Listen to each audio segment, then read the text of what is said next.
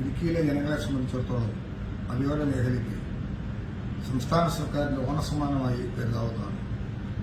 എനിക്ക് വളരെയേറെ ചാരിതാർത്ഥ്യമുണ്ട്. തീർച്ചയായിട്ടും മലയോര മേഖല ഇതിനോടകം തന്നെ വലിയ ദുഃഖത്തിലും വിഷമത്തിലുമായിരുന്നു. നീണ്ട 6 പതിറ്റാണ്ട് കാലത്തിലേറെയായി ജനങ്ങൾ അനുഭവിച്ചു വന്നൊരു വിഷയം പരിഹരിക്കൽ നിന്നുള്ള ഏറ്റവും പ്രധാനപ്പെട്ട മാർഗം സ്വീകരിക്കുകയായിരുന്നു ഗവൺമെന്റ് ചെയ്യുന്നത്. അതുകൊണ്ട് തന്നെ ഇക്കാര്യത്തിൽ ഇടപെടാൻ കഴിയുന്നത് നിയമനിർമ്മാണത്തിന് ആവശ്യമായ നടപടികൾ സ്വീകരിക്കുന്ന സന്ദർഭത്തിലും ബില്ല് നിയമസഭയിൽ വരുമ്പോഴും ക്ലോസ് ബൈ ക്ലോസ് ചർച്ച നടക്കുമ്പോഴും വിഷയത്തിൽ ഇടപെട്ട് സംസാരിക്കാൻ സാധിച്ചതും സംശയങ്ങൾക്ക് മറുപടി പറഞ്ഞതുമെല്ലാം വളരെ സന്തോഷത്തോടു കൂടിയാണ് ഞാൻ ഓർക്കുന്നത്.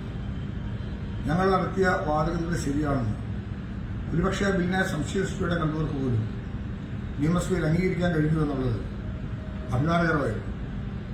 നിയമനിർമ്മാണത്തിന് ശേഷം ചട്ടങ്ങൾ രൂപപ്പെടുത്തുന്നതിനൊന്ന് താമസം, ഗവർണർ ആ ബില്ല് ഒപ്പിടാൻ താമസിച്ചത് എല്ലാവരുടെ ശ്രദ്ധയിൽ അറിയാവുന്ന കാര്യം തന്നെയാണ്.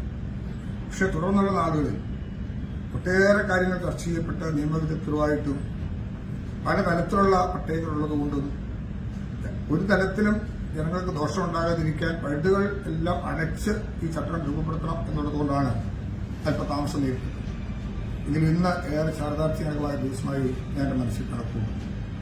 ഈ വിഷയങ്ങളെല്ലാം ഉയർന്നു വന്ന സന്ദർഭത്തിൽ നിയമനിർമ്മാണത്തിന് വേണ്ടിയിട്ടുള്ള നടപടികളിലേക്ക് പോകാനും ഈ വിഷയത്തെ നല്ല നിലയിൽ കാണാനും അതനുസരിച്ച് ആവശ്യമായ നിർദ്ദേശങ്ങൾ കൊടുക്കാനും കേരളത്തിന്റെ മുഖ്യമന്ത്രി ശ്രീ പിണറായി വിജയൻ അവர்களுം അതോടൊപ്പം തന്നെ ഈ കാര്യങ്ങളിൽ നല്ല ജാഗ്രത പുലർത്തിയ കേരളത്തിന്റെ റവന്യൂ വകുപ്പ് മന്ത്രി ശ്രീ കെ രാജനെയും വേറെ നന്ദി കൂടിയാണ് ഞാൻ ഓർക്കുന്നത്. ഇടുക്കിയിലെ ജനങ്ങൾ എക്കാലത്തും അവരെയും ഈ ഗവൺമെന്റിനെ സ്മരിക്കും എന്നുള്ള കാര്യത്തിൽ യാതൊരു സംശയവും വേണ്ട. ഇത് ഇടതുപക്ഷ മുന്നണിയെ സംബന്ധിച്ചിടത്തോളം തെരഞ്ഞെടുപ്പ് വാഗ്ദാനം കൂടിയായിരുന്നു. പറയുന്ന കാര്യങ്ങൾ നടപ്പിലാക്കുന്നതിന് വേണ്ടി നിശ്ചയശക്തിയുടെ ഒരു മറുപടിയാണ്. ഏറെ ജനങ്ങൾ സംശയിച്ചു, ഒട്ടേറെ ചർച്ചകൾ നടന്നു, സംശയദൃഷ്ടി നിർത്തുന്നതിനുള്ള ശ്രമങ്ങളുണ്ടായി. ഒരുപക്ഷെ നടക്കുമെന്ന് പോലും സംശയിച്ചു. പക്ഷേ ഇന്ന് അവരെല്ലാം ഏറെ സന്തുഷ്ടരാണ്. ഒട്ടേറെ ആൾക്കാർ ഫോൺ വിളിച്ചു.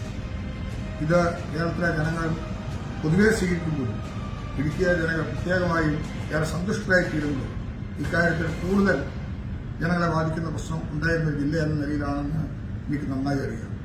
എന്റെ രാഷ്ട്രീയ പൊതുജീവിതത്തിൽ 25 വർഷത്തോളം നീണ്ട നിയമസഭാ സാമാജികനായി എനിക്ക് നിൽക്കാൻ കഴിയുമ്പോൾ എന്നെ സഹായിച്ച, എന്നെ തെരഞ്ഞെടുത്ത എന്റെ ജനങ്ങൾക്ക് വേണ്ടി എന്റെ നാളിലുള്ള ജീവിതത്തിലെ ഏറ്റവും പ്രധാനപ്പെട്ട കാര്യം നേടിയെടുക്കുന്നതിൽ പങ്കാളിയാകാൻ കഴിഞ്ഞു എന്നുള്ളതും മാത്രമല്ല ഈ ഗവൺമെന്റിൽ അംഗമാകാൻ കഴിഞ്ഞു എന്നുള്ളതും അതിന്റെ ഭാഗമായി ഇതിൽ ഇടപെടാൻ കഴിഞ്ഞു എന്നുള്ളതിലും ഏറെ സന്തോഷം തോന്നുകയാണ്.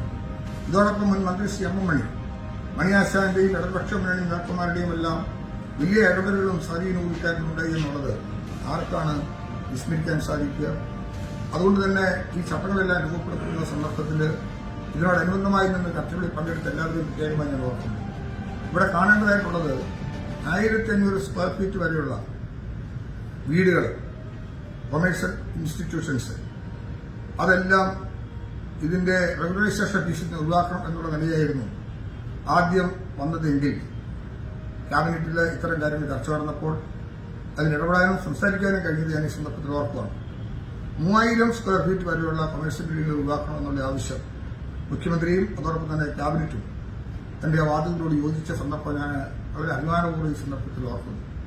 അതോടൊപ്പം 1500 സ്ക്വയർ ഫീറ്റ് എന്നുള്ളതല്ല, വീടുകളെ സംബന്ധിച്ചിടത്തോളം റവന്യൂ മന്ത്രി ശ്രീ കെ രാജൻ എത്ര ചതുരശ്ര അടിയാണെങ്കിലും വീടുകളെ സംബന്ധിച്ചിടത്തോളം എല്ലാം റെഗുലറൈസേഷൻ ഫീ ഒഴിവാക്കും എന്നുള്ള അദ്ദേഹത്തിന്റെ സ്റ്റേറ്റ്മെന്റ് ഏറെ സന്തോഷത്തോടു കൂടിയാണ് നമ്മളെല്ലാവരും ശ്രദ്ധിച്ചത്. എന്നാൽ 3000-ന് മുകളിലേക്ക് വരുന്നതിന് ഫീസ് ഈടാക്കുന്നതിനുള്ള ധാരണയെടുത്തപ്പോഴും 3000 മുതൽ 5000 വരെയുള്ള സ്ക്വയർ ഫീറ്റിന് 5% മതി എന്നുള്ള തീരുമാനവും നിർദ്ദേശങ്ങളും അംഗീകരിച്ചു മന്ത്രിസഭ എന്നുള്ളത് വളരെയേറെ സന്തോഷകരമാണ്. അതോടൊപ്പം തന്നെ മാക്സിമം ലെവലിലേക്ക് വരുന്ന സന്ദർഭത്തിലും 100% ഫീസ് വരെ ഇന്നത്തെ നിലയിൽ ഈടാക്കാൻ ആവശ്യമായിട്ടുള്ള നടപടികളുമായി ചില നിർദ്ദേശങ്ങളൊക്കെ വന്നെങ്കിൽ പോലും ഇന്ന് താരിഫ് വരയുടെ 50% എന്ന നിലയിൽ നിജപ്പെടുത്താനായിട്ട് കഴിഞ്ഞു. നിർമ്മാണ വേലകൾക്ക് വേണ്ടിയുള്ള കോറികൾ, ആ കോറികളുടെ കാര്യത്തിലും 50% എന്ന് നിലനിർത്താൻ കഴിഞ്ഞതിലൂടെ നിർമ്മാണ മേഖലയിലും പുതിയ മാറ്റങ്ങൾ നമുക്ക് സ്വീകാര്യമാകുന്ന നടപടിയിലേക്ക് വരാൻ കഴിയുമെന്നുള്ളതാണ് മറ്റൊരു കാര്യം. അതുമാത്രമല്ല, പുതിയ നിർമ്മാണങ്ങൾ ആരംഭിക്കാൻ കഴിയുമ്പോഴും അതിലേക്ക് പ്രവേശിക്കാൻ കഴിയുന്നതിലൂടെയും നമ്മുടെ മേഖലയിലെ വികസന രംഗത്തിന് പുതിയ കുതിപ്പിന് നേതൃത്വം കൊടുക്കാൻ സാധിക്കുക. ടൂറിസ്റ്റ് രംഗത്ത് വലിയ മാറ്റങ്ങൾക്ക് ഇടം കൊടുക്കാൻ സാധിക്കുക. അപ്പോൾ ആ നിലയിലെല്ലാം നമ്മുടെ പ്രശ്നങ്ങളെ ലഘൂകരിക്കുവാനും വലിയ ബുദ്ധിമുട്ടുകൾ ഒഴിവാക്കാനും ജനങ്ങളെ പൂർണ്ണമായിട്ടും സഹായിക്കാനും കഴിയത്തക്ക വിധത്തിലുള്ള ഒരു വലിയ നിയമനിർമ്മാണത്തിലൂടെ സാധിച്ച വിഷയങ്ങളുടെ ചട്ടം രൂപീകരിക്കപ്പെട്ട മന്ത്രിസഭയെ അംഗീകരിച്ച് ഇനി സബ്ജക്ട് കമ്മിറ്റിക്ക് പോയി അത് സബ്ജക്ട് കമ്മിറ്റിയോട് ചർച്ച ചെയ്യപ്പെട്ട് പ്രാബല്യത്തിലാകുന്നതോടുകൂടി നമ്മുടെ സമൂഹത്തിൽ വലിയ നിലയിലുള്ള സന്തോഷമുണ്ടാകും. ഇടുക്കിയിലെ ജനങ്ങളോട് എനിക്ക് വലിയേറ്റം നന്ദി തോന്നുകയാണ്. നിങ്ങളുടെ സഹായവും നിങ്ങൾ നൽകിയ പിന്തുണയുമാണ് ഇതിനൊക്കെ എന്നെ പ്രാപ്തരാക്കിയത്.